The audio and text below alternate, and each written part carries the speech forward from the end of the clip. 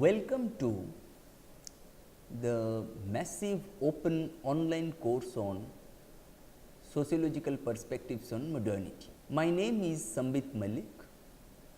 I teach sociology at the Department of Humanities and Social Sciences, Indian Institute of Technology, Guwahati.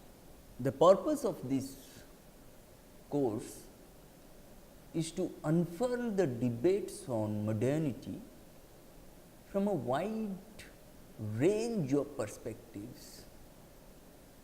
Okay.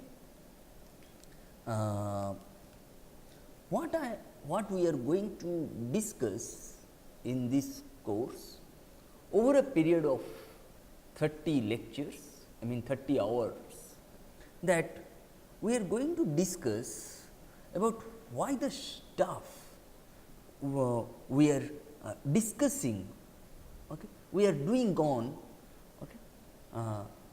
the course is relevant, whether it is how it is relevant to the contemporary debates on modernity. Okay. One may it is though nomenclature of this course is sociological perspectives on modernity. Okay. The way we try to engage with modernity, okay, we also try to interrogate modernity, because there is no one way of viewing modernity, there is no linear way of viewing modernity, there is no single way of looking at modernity. If there is European modernity, there is American modernity, there is North American modernity, there is Latin American modernity, there is African modernity, there is Asian modernity. Again there is within Asia, you can say there is Chinese modernity, there is Japanese modernity, there is Indian modernity. Even within India, you will find different forms of modernity, different sorts of modernity. Okay. We do not live in a world of singular modernity. We live in a world of pluralistic modernity, multiple modernities. Okay. Perhaps the purpose of this course now is the following, that we want to interrogate the hitherto existing view about modernity, which has been very much hierarchical in nature, which is not perhaps interactionist. Okay. We want to embed different cultures to look at modernity. That is why the nomenclature of this course stands as sociological perspectives on modernity. Okay. The broad outline that we are going to cover, we will start with thematic preliminaries. Within thematic preliminaries, we will discuss what are the problems that we are going to discuss, how we are going to approach a specific problem, how we are going to approach a specific perspective, what may be the possible methods to approach to examine a specific perspective, what are the tools and techniques, what may be the possible methodological warnings to study a particular perspective. This is very important. Okay. Then we will move on to classic statements about sociological modernity in the works of Karl Marx and Max Weber.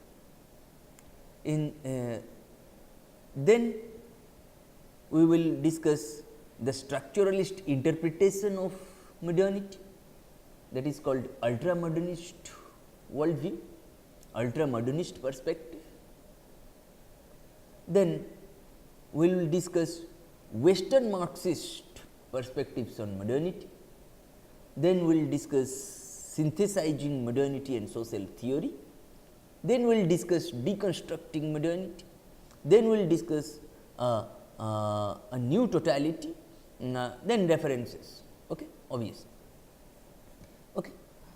What we are going to do here that when we discuss sociological modernism, we will discuss the works of Marx and Weber. While discussing ultra-modernist perspective, I mean the structuralist interpretation of modernity, we are going to discuss the works of Georg Lukács, Antonio Gramsci and Alan Turing. When we, sorry, I committed a mistake here. I mean when we discuss ultra-modernism, I mean the structuralist interpretation of modernity, we are going to discuss the works of Levi-Strauss and Louis Althusser. And then when we discuss Western Marxism, I mean society as a human creation, we are going to discuss the works of Georg Lukács, Antonio Gramsci and Louis Althusser. Then we will discuss in the section on synthesizing modernity and social theory, we are going to discuss the works of Immanuel Wallerstein, Anthony Giddens and Jürgen Habermas. And then we will discuss at least 3 perspectives while discussing deconstruction of modernity. I mean those 3 perspectives will be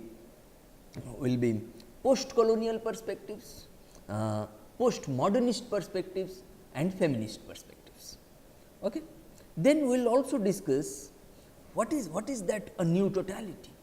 I mean a new totality may be represented in the form of modernity in non-modern contexts. I mean European modernity or Americanized hegemonic modernity in Indian context, in Asian context, in African context, in Latin American contexts. Okay. I mean when we interrogate the hegemonic European American modernity, then we must discuss the idea of alternative or multiple modernities. Then we will discuss the paradigm of revisionism in the discourse on modernity, then reflexivity in modernity. I mean when I say reflexivity, I mean post-industrial society, autonomy, social movements and alternative paradigms in science and development. Okay. These are the core, I mean this is the broad outline that we want to sketch to discuss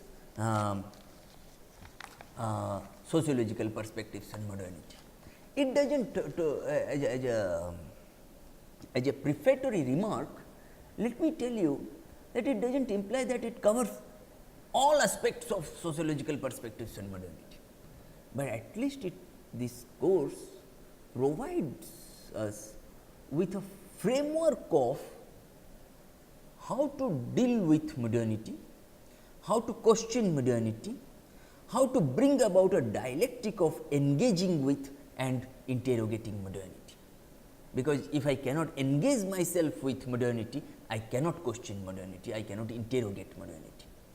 I must be able to engage with modernity that would enable me to interrogate modernity.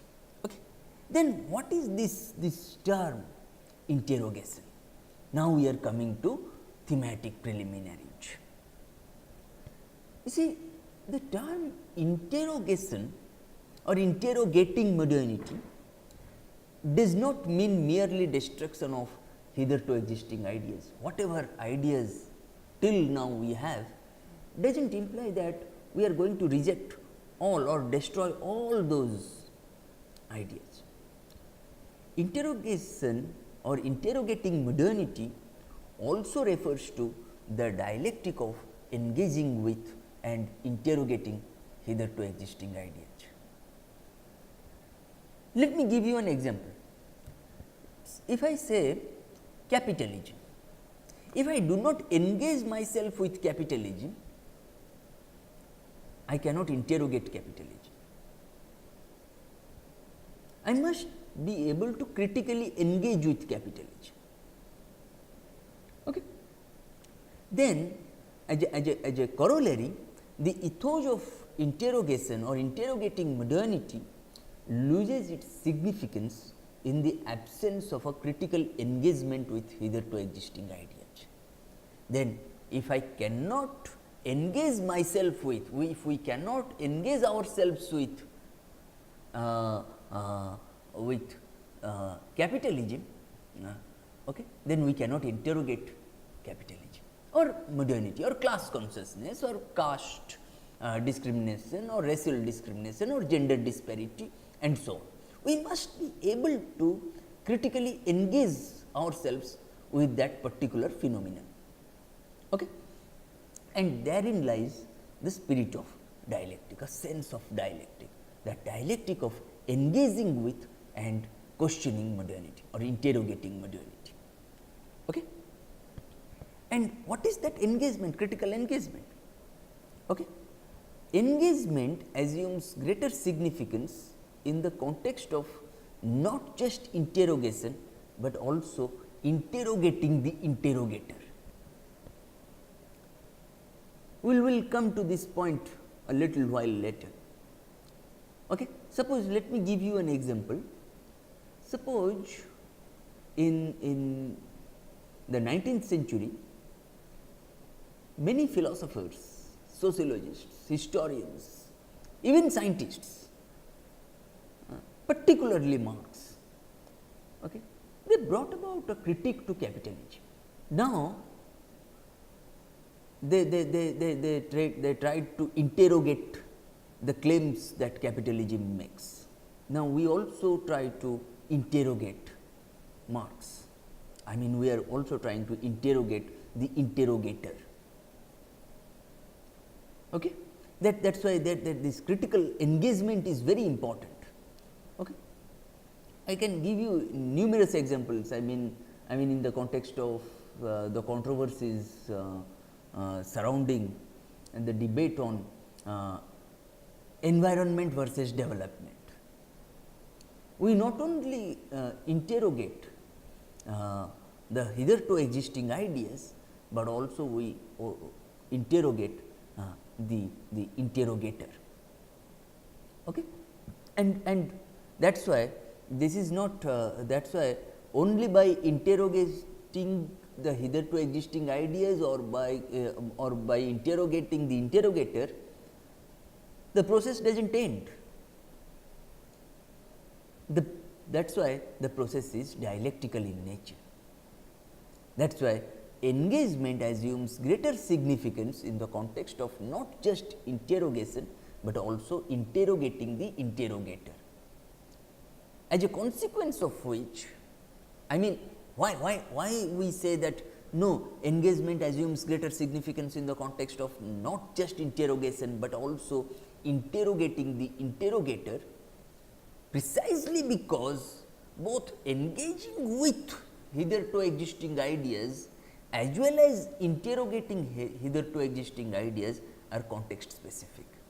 What we saw, what the world witnessed in the 18th century, 19th century, 20th century, now things change very fast. That is why, I mean, if our context changes, okay, then our discussion on engaging with and interrogating a particular phenomenon also change.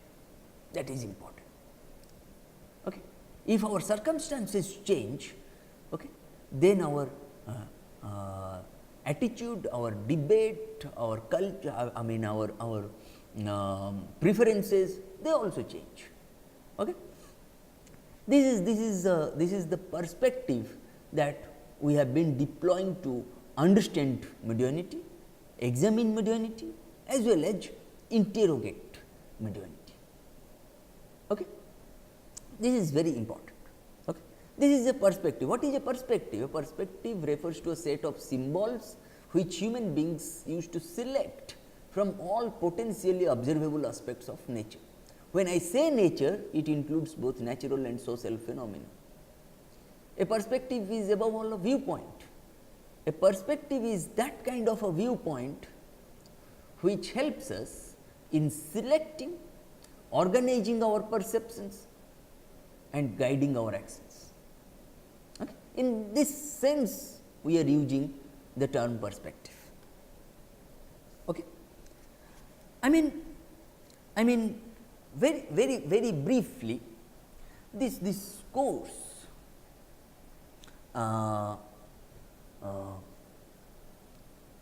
on sociological perspectives and modernity, okay, is a journey.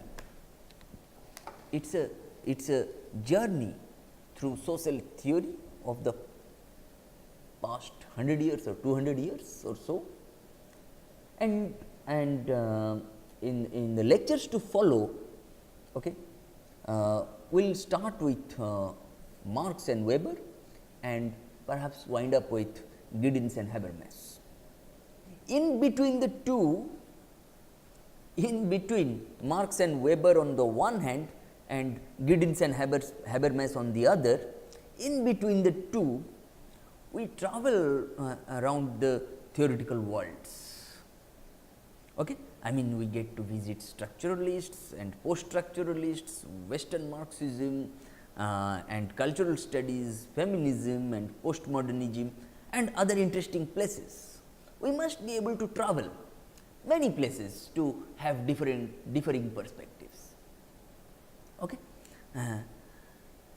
In due course of time, okay, as you might guess, that we don't spend much time in any one of these, and this is mainly because we are more interested in the ideas than in the names. Okay? This is not an exercise in learning of information about great theorists. Suppose, what are the contributions of Marx, what are the contributions of Habermas, what are the contributions of Wallerstein, what are the contributions of Michel Foucault. This course is not about that. For that, perhaps a course on sociological theory would help. Maybe in the coming semester or so, we will try to provide a course on sociological theory. Okay? But for the time being, please remember one thing, that we are not at all interested in, we are not much interested in names, but we are interested in ideas, we are interested in theories. This is not an exercise in learning of information about great theorists.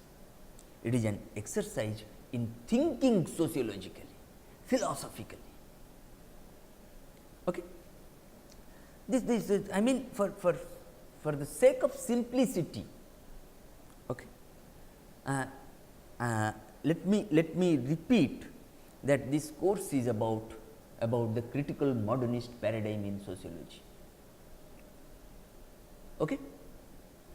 I mean, in other words, sociological thinking about modernity and sociology as a modern activity and critics of this approach. I mean, one must understand this particular thing, that when we say that critical modernist paradigm in sociology, I mean sociological thinking about modernity and sociology as a modern activity, because sociology emerged also in a historical context. Sociology as a discipline, sociology as a theoretical construct, sociology as a methodological device, okay, it emerged in a specific historical context. That is why sociology is a modern activity in that sense. In what kind of historical context? If somebody asks me, then that historical context, I mean, lies in the context of Enlightenment, Industrial Revolution, okay, French Revolution. Sociology as a discipline, okay, gained momentum. Okay. Earlier its name was social physics. Okay. In fact, Auguste Comte, he coined the term sociology, okay, from social physics. If you look at this, that when we say sociology is a modern activity, because sociology, the emergence of sociology as a discipline, must be traced to the transition from pre-capitalist social formations to capitalist social formations. That in this sense, sociology is a modern activity. Sociology is a modern activity precisely because it emerged in the context of the rise of positivism. When I say positivism, I mean it is the supremacy of sciences over non-sciences. I mean all theological stages, metaphysical stages were questioned by positivists. I do not mean that positivism cannot be countered, positivism can also should be countered in fact, okay, but in different context.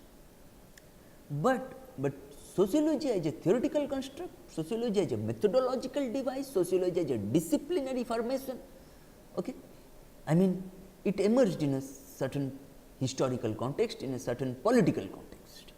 Okay. A sense of history, a sense of politics is very much embedded in the emergence of sociology as a discipline. It is very important to understand. That is why I just said that for the sake of simplicity, okay, this course is all about the critical modernist paradigm in sociology. When I say critical modernist paradigm in sociology, I mean sociological thinking about modernity. I mean under what circumstances it emerged, and that is why sociology is a modern activity, and critics of that approach.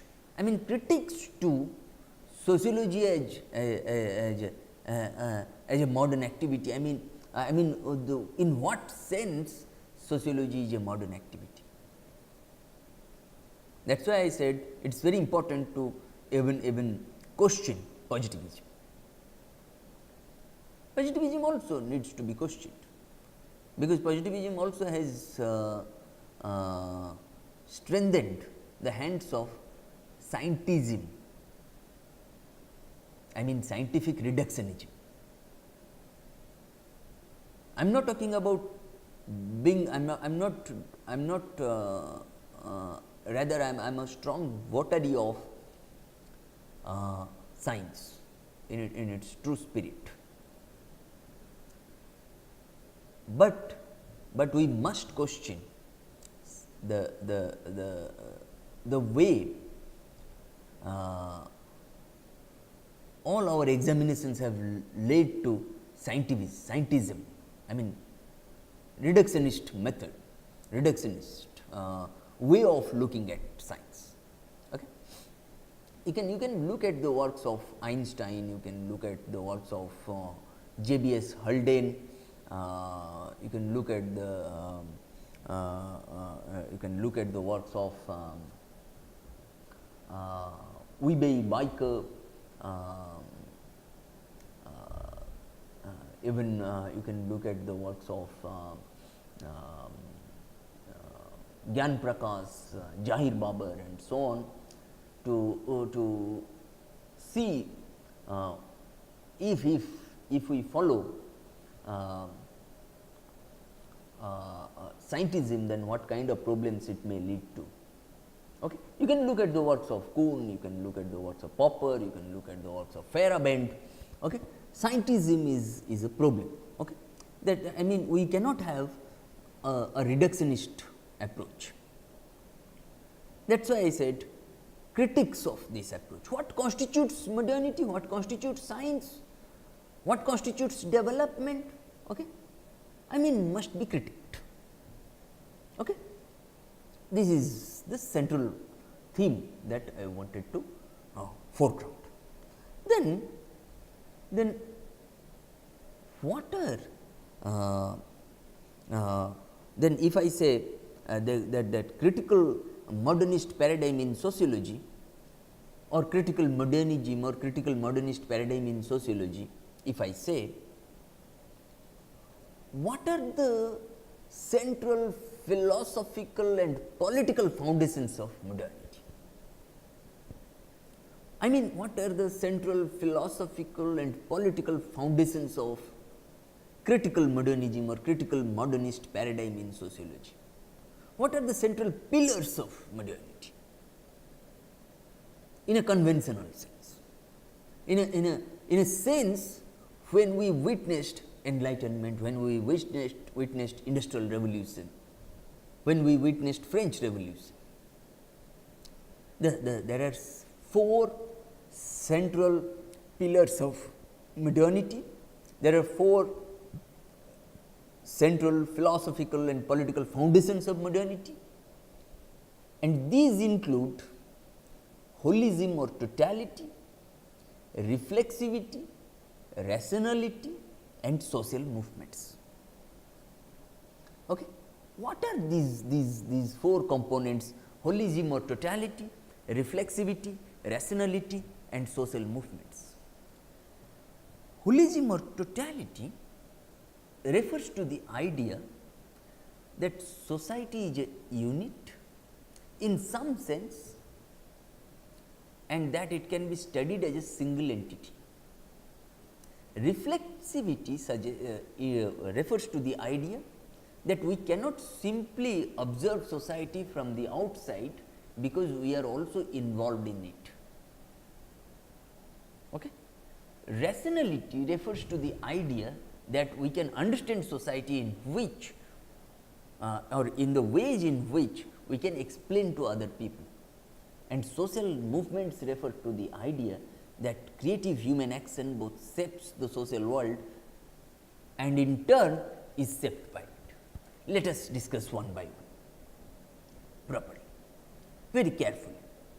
Holism or totality, which suggests that the society is a unit in some sense, it is a single unit in some sense, and that it can be studied as a single entity. There are certain problems in this. If society if society can be studied as a single entity, do we mean that no, all societies are universally characterized, so that we can study all societies as a single unit? Do we mean to say that no, American society is just like Indian society, the society in Delhi is just like the society in Arunachal Pradesh or Mizoram? There are certain problems, but why modernists, I mean the proponents of modernity at that time, I mean in the 19th century, 20th century, they thought of in the 19th century and in the first half of the 20th century, that why they said the idea that society is a unit in some sense and that it can be studied as a single entity. There was a sense of colonialism that they thought that no, they were civilized and Indians are not civilized, cultural superiority was maintained, economic superiority was maintained, political superiority was maintained. I mean, all sorts of racism were attributed to the way modernity was sketched. Okay? That is why European modernity or the proponents of European modernity, they always tried to impose their ways of or their notions of development on the rest of the population. Okay. Then reflexivity refers to the idea, I mean this is the problem with holism or totality. But reflexivity, rationality, social movements, they are very important. I mean we will see, and there are also problems within that. In that reflexivity, I mean it refers to the idea that we cannot simply observe society from the outside, because we are also involved in it. If we isolate ourselves from the society, okay, then we cannot understand society. We cannot simply observe society. Okay. When we come to rationality, which is based on reason, what Rene Descartes said, cogito ergo sum, I think therefore I am, I doubt therefore I am, I question therefore I am. You interrogate or perish. If you do not interrogate, then there is no question of your existence. I mean, earlier notion was that I exist, therefore I think. But Descartes said, no, Cartesian philosophy of science suggests that, no, I think, therefore I exist. My existence is contingent upon the ways I think, and that makes human species different from other species. Okay? That reasoning capacity. But European rationality again was driven by only industrial revolution, European enlightenment and so on. We will discuss in the lectures to follow. When we come to social movements, okay, it refers to the idea that creative human action both shapes the social whole and is shaped by it. I mean, by acting upon nature, by changing nature, human beings not only change nature, but also change the social relationships implicit in it, involved in it. I mean, human beings not only change by acting upon nature, human beings not only change nature, but also change themselves. Okay? That is then this dialectic of nature must be extended to our analysis of society and polity, culture. Okay? In the case of a change of regime, maybe a political regime, maybe an economic regime and so on. Okay? Before we move on to certain methodologies to understand these four: holism or totality, reflexivity, rationality and social movements. Okay? What I want to do in this lecture then is to explain why these ideas matter and how do we get there. What I want to do in this lecture then is to explain why these ideas matter, why these central philosophical and political foundations of critical modernist paradigm in sociology matter. Why these central pillars of modernity matter? I mean, namely holism or totality, reflexivity, rationality and social movements. And how do we get there? This is important. Then it involves a methodology. Okay. This is of course is a course in current social and political theory. I mean, who are these social and political theorists, cultural theorists? Okay? I mean, who are they? One obvious answer is that because we are all studying for degrees in some areas within humanities and social sciences, maybe engineering, maybe sciences, you will find that they are also important in the shaping of certain disciplinary discourses in sciences and engineering. You will understand the temper of this course, okay, once we finish the lectures, all lectures. Okay. That is an immediate institution, that may be an immediate institutional meaning. Okay. But since the institution,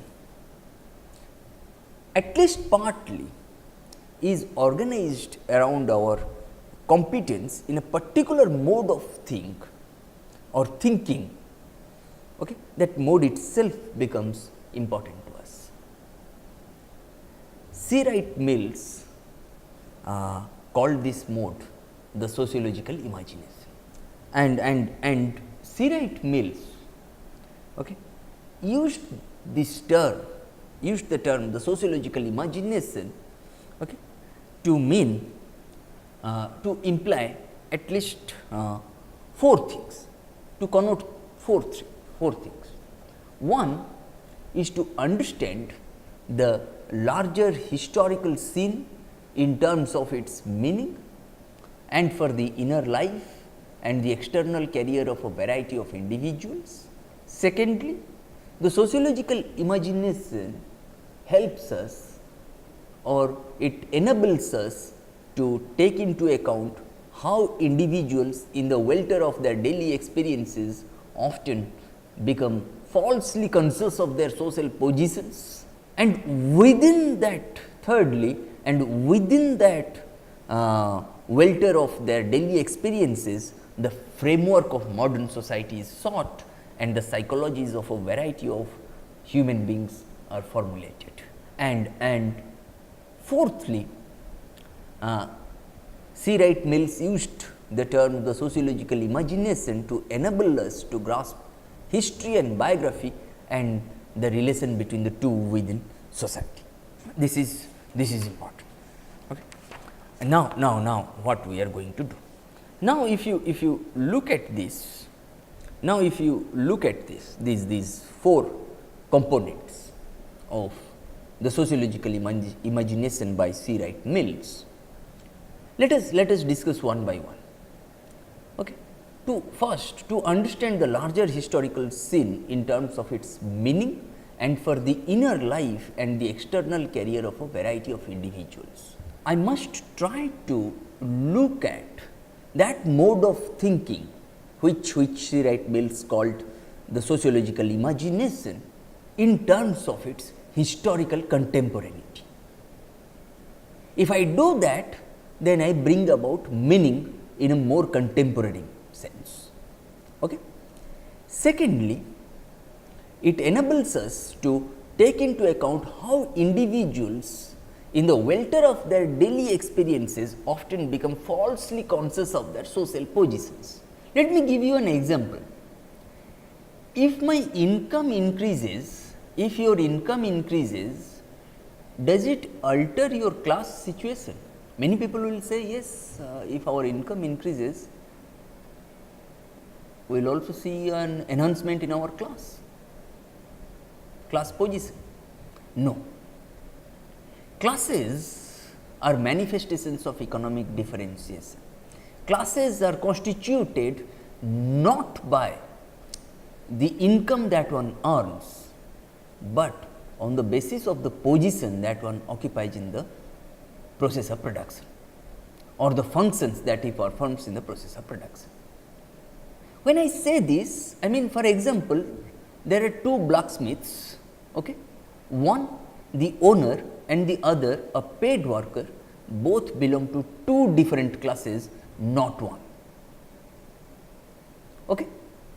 That's why if my income increases, if I become falsely conscious of my own social position, that is wrong. Okay? My income may increase, but my role does not change. My spending pattern may change, but my social position does not change. I remain as a student, I remain as a teacher, right? I do not become the owner of a company where I can rule. Okay? My class position does not change, even if my income increases. Okay? That is why the sociological imagination is very important. It's a very, very important methodological tool which enables us to take into account how individuals in the welter of their daily experiences often become falsely conscious of their social positions.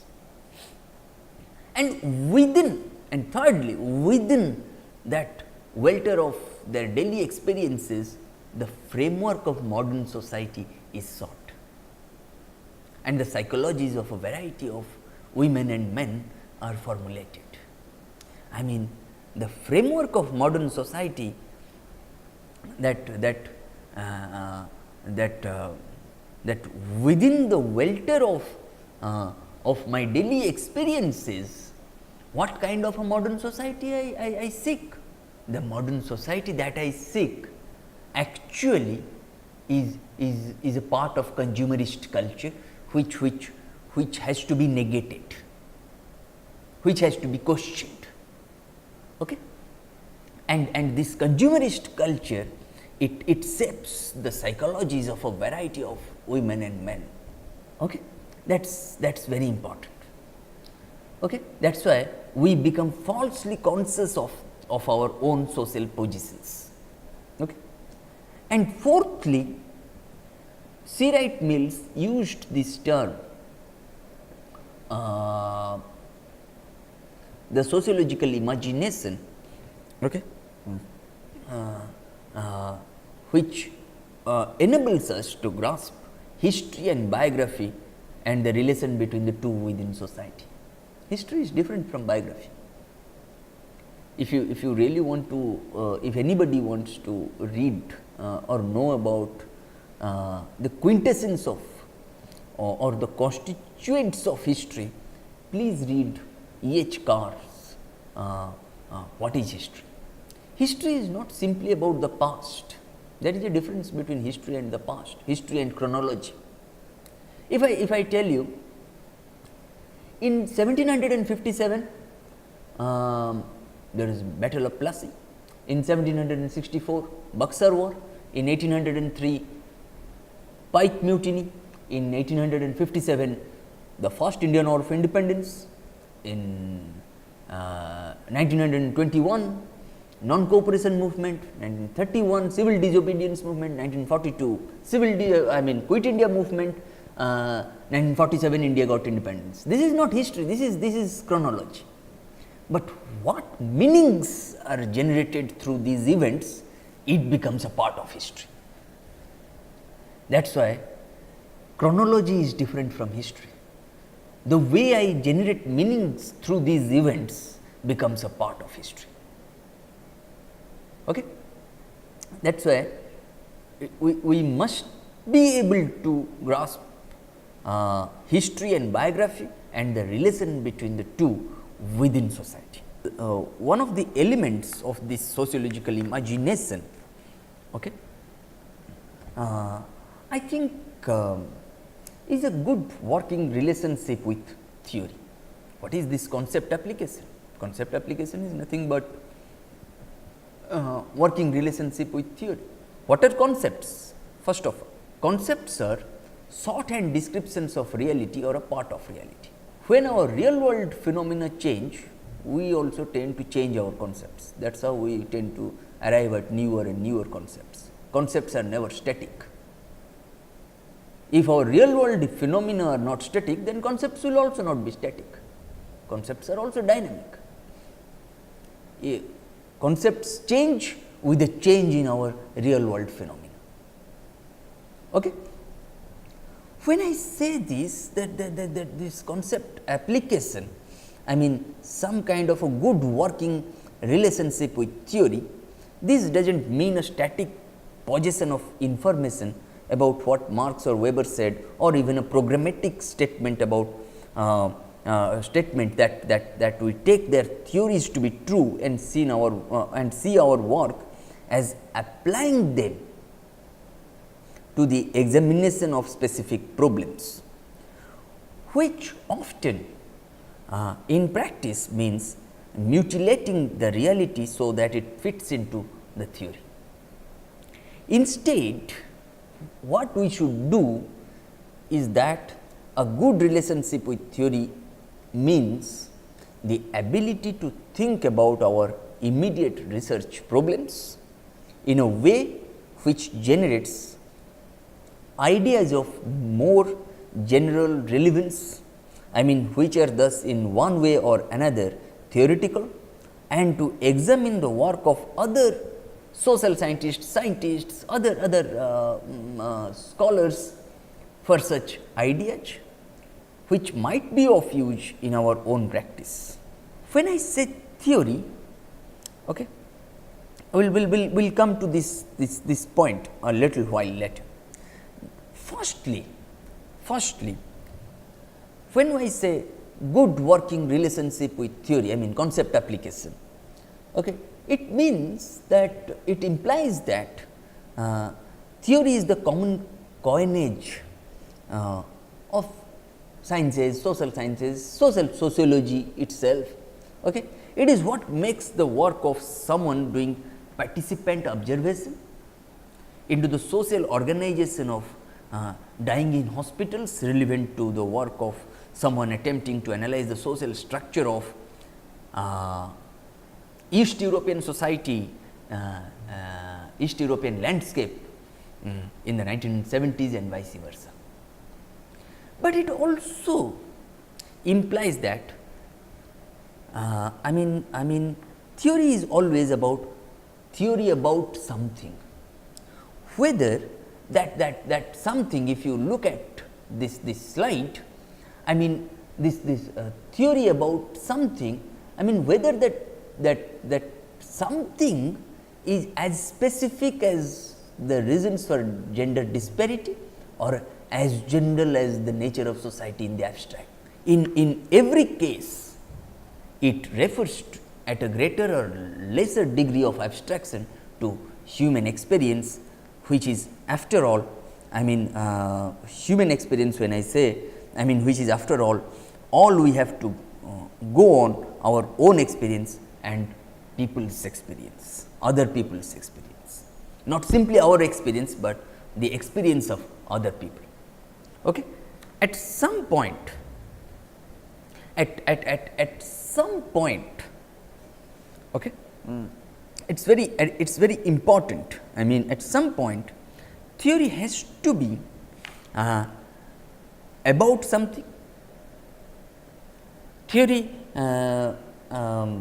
can fairly be judged, evaluated, not so much in terms of whether it is right or wrong, as of whether it helps us make sense of what we are looking at, or whether it systematically prevents us from getting to grips with it. As well as this empirical pull, though there is always a pull towards temporarily abstracted thought, like as I said, nature of society. Okay, it is abstract, it is not very specific, it is not it is very general, it is very abstract, nature of society. Okay. And such analysis derives initially from the requirement of coherence, a requirement which is in principle not restricted to academic theory. We all recognize inconsistency in everyday statements, such as the witness's statement, I was not there, and if I was asleep. More generally, this ability to detect inconsistency, the presence of contradictory statements, and to push statements to what we often describe as their logical conclusions, can be generalized from this everyday level to any level of abstraction. One can read Against Method by Paul Feyerabend, outline of an anarchistic theory of knowledge, to make sense of this. Okay. For example, Plato. Okay. Plato demonstrates this such analysis graphically in a dialogue where Socrates helps an illiterate slave to discover Pythagoras' theorem, okay, simply by dint of asking him questions. This is why interrogation is very important. If you cannot question, you will perish. Whatever be the nature of the state, you must not refrain from asking questions. Okay. Thus, in one way or another, thinking about our immediate research problems, okay, thinking about our immediate research problems brings us into the murky waters of theory. You may find at times particular theory is consistent, at times you may find that a particular theory is inconsistent. Okay. This comes about by a generalization of particular everyday ways of thinking, and we shall see later in the course that these have been increasingly brought into question when we discuss nature of sociological theory. Okay. My central argument, then what we have discussed in this lecture is that we started with the thematic preliminaries. I mean thematic preliminaries when I said the way we try to capture modernity, it is not in a linear manner, it is not in a hierarchical manner, it is not in a singular, it is not a singular view. Okay. I mean if we can see, if we can look at European modernity, we can look at Latin American modernity, African modernity, Asian modernity, even within Asian modernity we can look at Indian modernity, Singaporean modernity, Taiwanese modernity and so on. Even within Indian modernity we can find alternatives or multiple modernities. That is why we must question such hierarchical view of modernity. That is why we must question them, we must interrogate them, and this that is why the term interrogation or interrogating modernity does not mean merely destruction of hitherto existing ideas.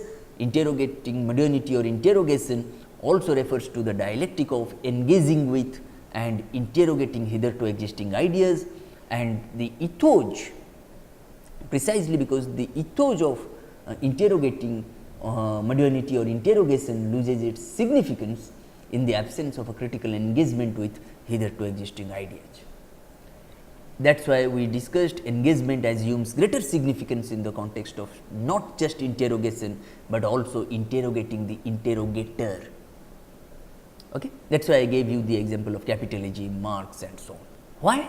Precisely because both engaging with modernity as well as interrogating modernity are very much context specific. Keeping this in mind, we started discussing this specific course on sociological perspectives on modernity or critical, I mean critical modernist paradigm in sociology or critical modernism. Okay?